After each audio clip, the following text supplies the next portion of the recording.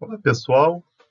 Meu nome é Alexandre Ernesto Silva, eu sou enfermeiro, desenvolvi meu mestrado e meu doutorado na temática dos cuidados paliativos e venho aqui hoje contribuir com vocês um pouco, falando a respeito de eutanásia, distanásia, ortotanásia e mistanásia, neste contexto geral acerca dos cuidados paliativos.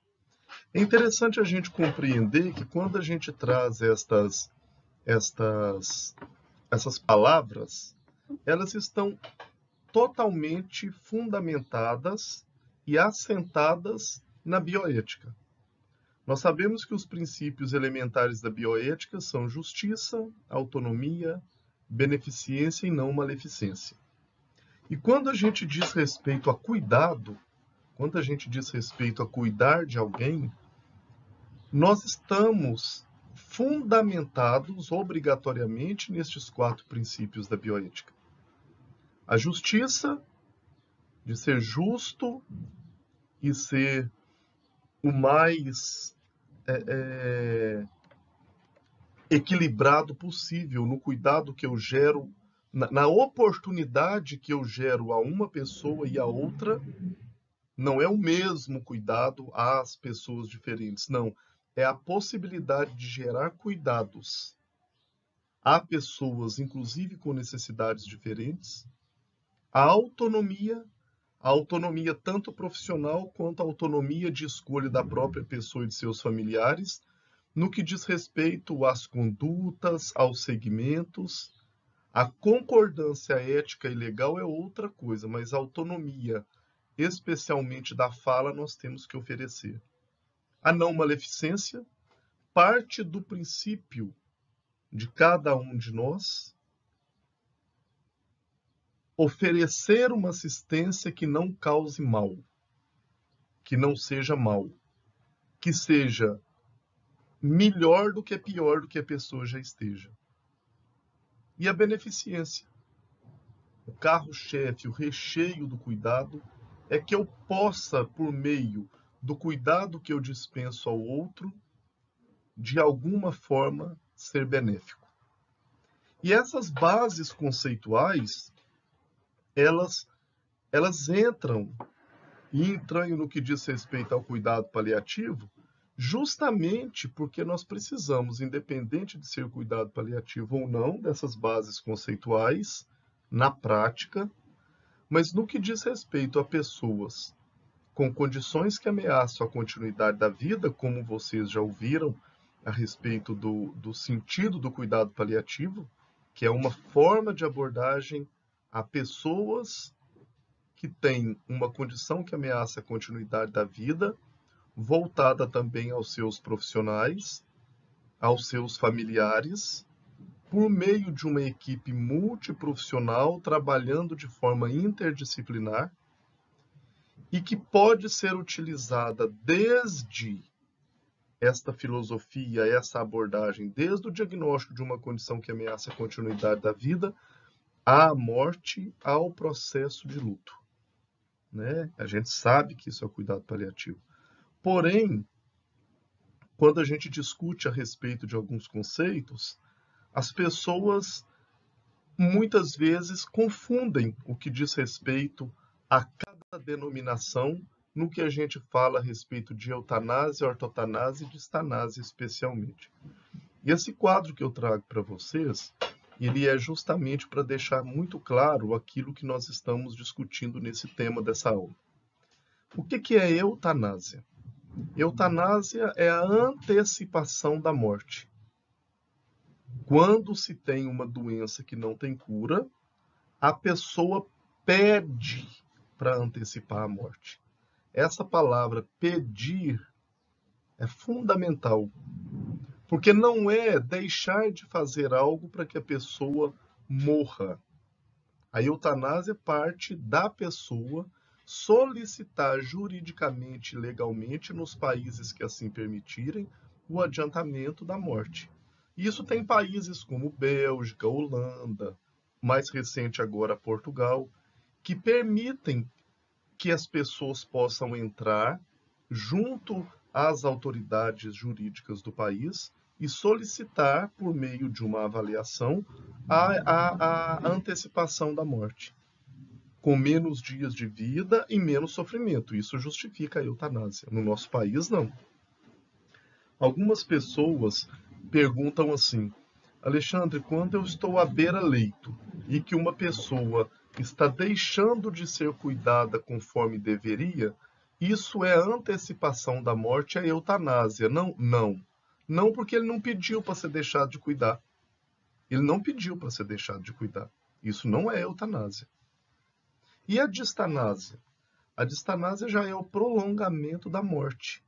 É uma morte lenta, com sofrimento e dor, e ele tem mais dias de vida, consequentemente mais sofrimento. Ou seja, uma pessoa com uma condição que ameaça a continuidade da vida, em terminalidade, com um sofrimento considerável, onde as terapias modificadoras da doença não fazem efeito benéfico, a pessoa tem mais sofrimento do que menos sofrimento, então ele sofre mais do que se não tivesse tendo esse dispensar de cuidado, e, consequentemente, é acrescentado mais dias à vida e nem sempre aqui mais vida aos dias.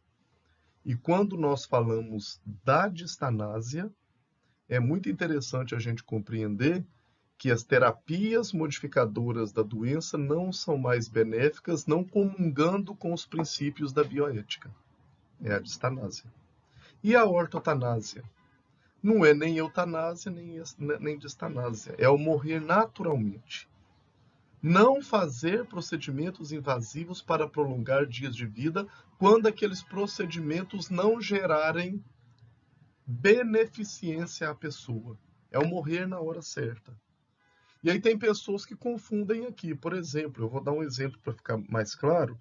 Uma pessoa com câncer, em fase avançada de doença, já considerado em terminalidade, desenvolve uma infecção geniturinária e busca atendimento para tratar a infecção urinária.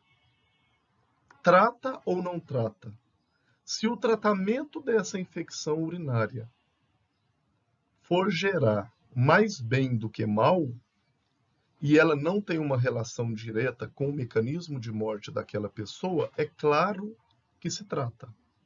É claro que se trata. Porque senão é abandono terapêutico. E um cuidado muito especial que nós temos que ter nessas situações, de fato, é para que não aconteça o abandono terapêutico. A ortotanásia é a que mais comunga com os cuidados paliativos. A ortotanásia é cuidar para que a pessoa não tenha que antecipar nem adiar a sua morte, considerando como princípio do cuidado paliativo a morte como um evento natural que faz parte da vida, mas que nós, sem dúvidas nenhuma, trabalhamos enquanto cuidados paliativos numa vertente de valorização da vida, da dignidade humana, para que a pessoa possa viver bem e ter uma morte digna. Nunca o abandono. Então nós temos que ter muito cuidado para que o que é chamado de eutanásia não é o antecipar a morte cruelmente, não é atrasar uma morte cruelmente, mas sim permitir que a pessoa tenha dignidade e que seja amparado, porque quando nós falamos de ortotanásia, nós estamos falando de fundamentação bioética para os cuidados paliativos. E quando a gente está falando de ortotanásia, nós estamos falando de oferecer qualidade de vida, dignidade humana e, de forma muito genuína, o alívio de sintomas, o conforto, o alívio dos sintomas, onde os dois pilares principais do cuidado paliativo está assentado nisso. Primeiro, controle de sintomas. Segundo, comunicação eficaz. Então, para que a pessoa, de fato, se beneficie da ortotanásia, ela primeiro, reconhecida como uma pessoa com uma condição que ameaça a continuidade da vida, em fase final de vida, em que eu ofereço todos os subsídios, e quando eu falo todos, está centrado especialmente no controle de sintomas e uma comunicação eficaz com a pessoa, família e profissionais, tendo como objetivo o alívio do sofrimento e a qualidade de vida, consequentemente a dignidade humana. E é interessante, eu vou trazer um outro conceito que eu acho que é muito interessante a gente discutir sobre ele também, e para chegar nele eu preciso de uma fundamentação. E a fundamentação é falar a respeito, primeiro, de vulnerado e vulnerável. O que é o vulnerável? É um sujeito a ser atacado, ofendido e melindrado. Qualquer um de nós somos vulneráveis. Somos vulneráveis a várias coisas. Nós somos vulneráveis a acidentes automobilísticos. Nós somos vulneráveis ao desemprego.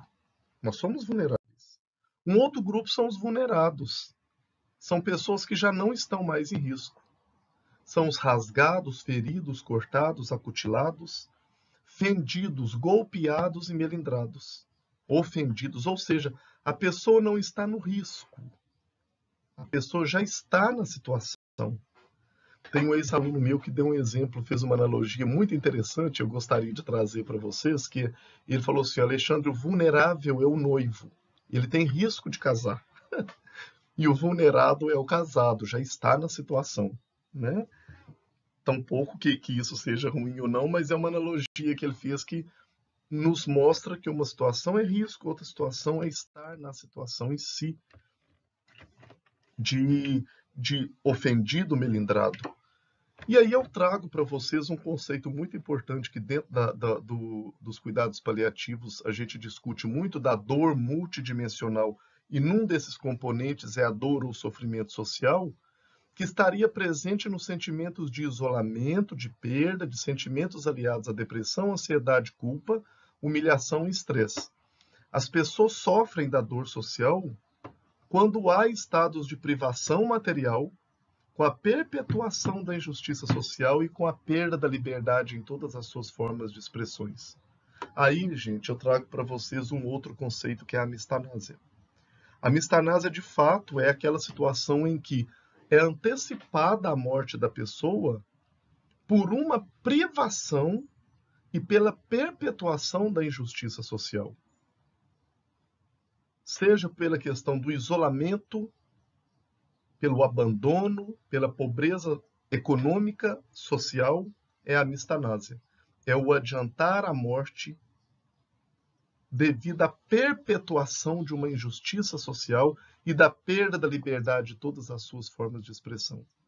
Nessas situações em que vivemos a pandemia, por exemplo, ficou muito claro que as pessoas que mais morreram nessas situações foram os pobres, economicamente falando.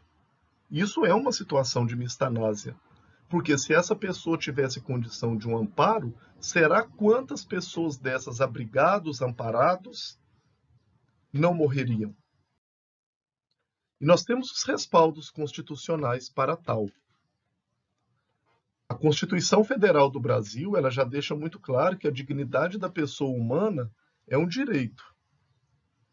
E a proibição de tratamento desumano, no artigo 5º, também é uma proibição explícita na Constituição Federal do Brasil, né?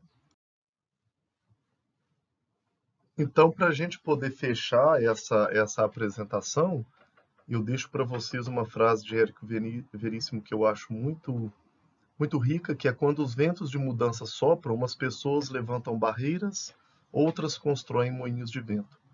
Que a gente possa, durante o percurso de cuidado às pessoas, que a gente possa compreender que o nosso papel não é fechar em barreiras, não é acreditar que só aquele contexto curativo é o que vale a pena, que a gente não possa acreditar que os cuidados para além da cura enriquecem e acrescentam vida aos dias mais do que dias à vida. Eu agradeço a todos, deixo aqui os meus contatos e tudo de bom.